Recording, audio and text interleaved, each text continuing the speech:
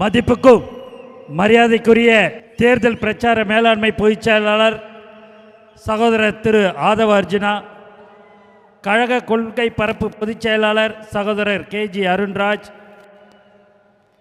கழக பொருளாளர் வெங்கட்ராமன் அவர்கள், அண்ணன் ஜேசிடி பிரபாகர் அவர்கள், அண்ணன் விஎஸ் பாபு அவர்கள் மற்றும் வில்சன் அவர்கள், வழக்கறிஞர் அறிவழகன் அவர்கள், பிருத்திவி அவர்கள் மற்றும் மாவட்ட செயலாளர்கள் கே அப்புன் என்ற வேல்முருகன், எஸ்கே குமார், தாமு, பாலமுருகன், ராகவன், கட்பீஸ், இசிஆர்பி சரவணன், சிவா, வேலு, தனிகாச்சலம், பழனி என்ற பழனியப்பன், திலீப் குமார், பல்லவி, சபரிநாதன் மற்றும் தளபதி நெஞ்சில் குடியிருக்கும் அனைத்து தோழர்களே தோழிகளே உங்கள் அனைவருக்கும் என்னுடைய முதற்கண் வணக்கத்தை தெரிவித்துக் கொள்கிறேன்.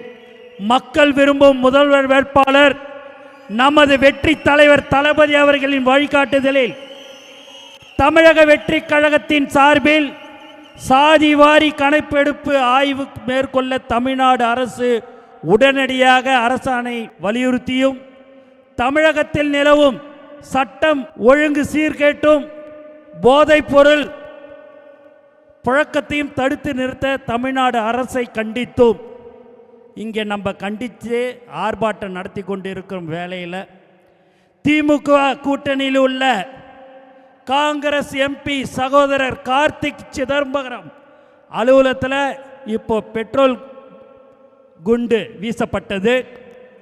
அதற்கு அடுத்தபடியாக சென்னை அடையார் CLRI ப்ராஜெக்ட் செய்ய வந்த கல்லூரி மாணவி மயக்கம் மருந்து தெளித்து அந்த பொண்ணை கடத்தி பாலியல் வன்கொடுமை செய்திருக்கிறார்கள் இப்போ 1 மணி நேரத்துக்கு முன்பாக என்பதை வன்மையாக கண்டிக்கிறது தமிழக வெற்றி கழகம்.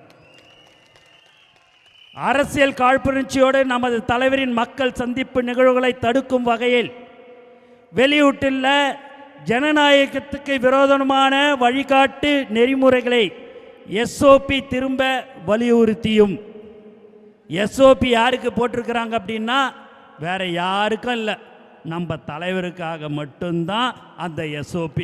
நமக்கு மட்டும்தான் சட்டம் 5000 பேருக்குள்ளார இருக்கணும், 500 பேர் இருக்கணும், 1000 பேர் இருக்கணும், அதுக்கு மேலே கூட்டத்தை சேர்க்காத, எல்லாமே நமக்கு மட்டும்தான் அந்த SOP. வேறு யாருக்கும் அந்த SOP கிடையாது. நமக்கோசம் தனியாக சட்டம் போட நினைத்த தமிழக அரசை நாங்கள் வன்மையாக கண்டிக்கிறோம். அதை திரும்ப பெற வலியுறுத்தி தான் இந்த ஆர்ப்பாட்டம் நடைபெற்று கொண்டிருக்கிறது. இன்று நடைபெறும் மாபெரும் கண்டன ஆர்ப்பாட்டத்திற்கு இங்கே வந்திருக்கும் அனைத்து தாய்மார்களுக்கும் தோழர்களுக்கும் மீண்டும் ஒரு முறை நான் நன்றியை தெரிவித்துக் கொள்கிறேன். சொன்ன உடனே இதுதான் தளபதி குடும்பம், உடனே சொன்னால் போதும் நாங்கள் வரோன்னு சொல்லக்கூடிய ஒரு அன்பான ஒரு கூட்டம் எது என்று சொன்னால் நீங்கள் தான் என்று நான் இந்த நேரத்தில் தெரிவித்துக் கொள்கிறேன். மக்களுக்காக ஆட்சி செய்ய வேண்டிய ஆட்சியாளர்கள் மக்கள் விரோத ஆட்சியை செய்து வருவதோடு தமிழ்நாடு மக்களாகிய நாம் அனைவரும் நன்கு அறிந்தது ஒன்று. இருப்பினும் இந்த ஆட்சியில் நிகழும் அவலங்களை, மக்களுக்கு எதிரான செயல்பாடுகளை நமது தலைவர் தளபதி அவர்களும் தமிழக வெற்றி கழகமும் தொடர்ந்து மக்களோடு மக்களாக நின்று எதிர்த்து ஜனநாயக குரல்களை தொடர்ந்து எழுப்பி வருகிறோம். அந்த வகையில் 3 முக்கியமான பிரச்சனைகளை கையில் எடுத்து மக்களின் நலனுக்காக ஜனநாயகத்தை காப்பாற்றிட இன்று நாம் அனைவரும் இந்த கண்டன ஆர்ப்பாட்டத்தில் கலந்து கொண்டு இருக்கிறோம். முதலாவதாக இந்த கண்டன ஆர்ப்பாட்டத்தின் மூலம் சாதிவாரி கணக்காய்வு நடத்துவதற்கான அரசாணையை வெளியிட வேண்டும் என தமிழக வெற்றி கழகம் இந்த மக்கள் விரோத ஆட்சியாளர்களை வலியுறுத்துகிறது. விகிதாசார அடிப்படையில் அனைவருக்கும் அனைத்திலும் முன்னுரிமை வழங்கப்பட வேண்டும் என்பதும் எங்கள் கொள்கை தலைவர் தந்தை பெரியார் அவர்களின் கொள்கை முழக்கம். இந்த கொள்கை முழக்கத்தை உயிர் மூச்சாக கொண்டு நடைபோடும் ஒரு உண்மையான இயக்கம் தமிழக வெற்றி கழகம். ஆனால் பெரியார் வழியில் ஆட்சி நடத்துகிறோம் என்று தம்பட்டம் அடிக்கும் இந்த திமுக அரசு சாதிவார கணக்காய்வு நடத்தாமல் சமூக நீதிக்கு விரோதமாக செயல்பட்டு வருகிறது என்பதை சுட்டிக்காட்டி எங்களது கடுமையான கண்டனத்தை இந்த நேரத்தில் நாங்கள் தெரிவித்துக் கொள்கிறோம். பீகார், கர்நாடகா, ஒடிசா, தெலுங்கானா போன்ற பல்வேறு மாநிலங்களில் சமூக நீதியை காப்பாற்ற சாதிவாரி கணக்காய்வு நடத்த முடியும் போது இந்த தமிழ்நாடு அரசு மட்டும் அதை நடத்தாமல் ஆழ்ந்த தூக்கத்தில் கனவு கொண்டு இருக்கிறது. அந்த கனவு இன்னும் 50 நாட்களில் எல்லாம் சரியாகிவிடும். திமுக கூட்டணியின் கட்சி ஆளக்கூடிய மாநிலங்களில் கூட சாதிவார கணக்காய்வு நடக்கும்போது இந்த திமுக அரசு மட்டும் அதை பற்றியெல்லாம் சிந்திக்காமல் விளம்பரம் செய்து மக்களை ஏமாற்றுவதே முழு நேர வேலையாக செய்து கொண்டிருக்கிறது. எனவே ஆளும் திமுக அரசு பெரியாரின் பேரன்கள் என போலி வேஷம் போடாமல் உடனடியாக சாதிவாரி கணக்காய்வை நடத்துவதற்கான அரசாணையை வெளியிட்டு அதனை நடத்த வேண்டும் என்பது இந்த கண்டன ஆர்ப்பாட்டத்தின் மூலம் வலியுறுத்துகிறோம். இரண்டாவதாக, தமிழ்நாட்டில் நிலவும் சட்டம் ஒழுங்கு சீர்கேடு மற்றும் போதைப்பொருள் பழக்கத்தை ஏற்படுத்தி கொண்டிருக்கிற இந்த திமுக அரசு புழக்கத்தை கட்டுப்படுத்தி தவறிய வெற்றி விளம்பர ஆட்சியாளர்களுக்கு கடுமையான கண்டனங்களை இந்த தமிழக வெற்றி கழகம் நாங்கள் வன்மையாக கண்டிக்கிறோம். தமிழ்நாட்டில் தினசரி காலையில் எழுந்து செய்தித்தாள்களை படித்தால் எங்கு பார்த்தாலும் சர்வ சாதாரணமாக கொலை, கொள்ளை, 2 வயது பெண் குழந்தை முதல் வயதான பாட்டிகள் வரை பாலியல் வன்கொடுமையால் பாதிக்கப்படுகிறார்கள். அதிலும் பல்வேறு பாலியல் வன்முறை குற்றங்கள் செய்பவர்கள் பாதி பேர் ஆளும் கட்சியை சேர்ந்தவர்களாகவே இருக்கிறார்கள்.